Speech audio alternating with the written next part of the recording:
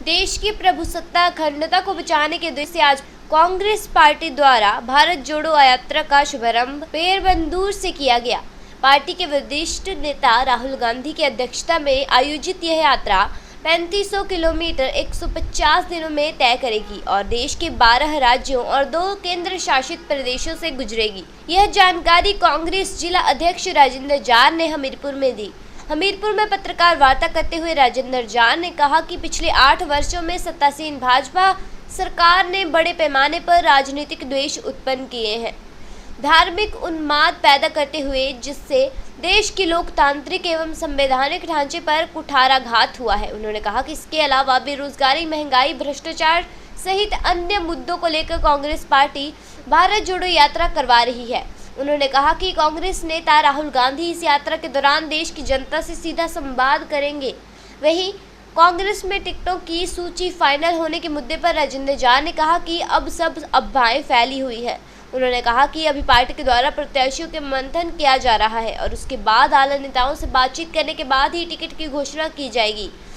वहीं उन्होंने इस बार पार्टी समय से पूर्व ही प्रत्याशियों की घोषणा कर देगी, जिससे उन्होंने रूठे को मनाने और प्रचार के लिए सही समय भी मिलेगा।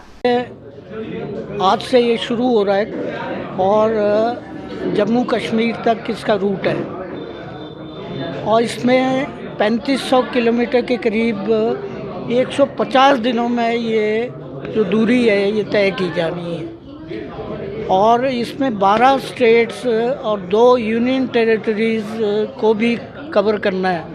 उसके बीच में से कुछ उसमें हिमाचल भी एक प्रदेश है जिसमें से कुछ हिस्से से शायद गुजरेगी। अभी तक उसका मुकम्मल रूट नहीं आया है।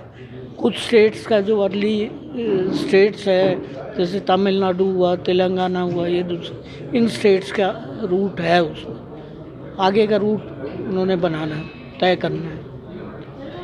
आंदोलन ये जो पद यात्रा है इसकी ज़रूरत इसलिए पड़ी कि जिस ढंग से आज देश की जो स्थिति है, देश में जो जाति पाति और धर्म के नाम पर एक दूसरे को लड़ाया जा रहा है, देश की अखंडता और प्रभुसत्ता और जो देश की आज़ादी है, जिस तरह से उसको खतरा बना हुआ है और जिस तरह से लोकतंत्र और संवैधानिक जो हमारी व्यवस्था है उसको तहस नहस किया जा रहा है और जिस ढंग से लोग त्रस्त हैं महंगाई, बेरोज़गारी और दूसरी जन विरोधी नीतियों से, उसके खिलाफ लोगों को जागृत करना और लोगों से सीधा संवाद इस यात्रा के दौरान करना, ये इस यात्रा का सबसे बड़ा मकसद है।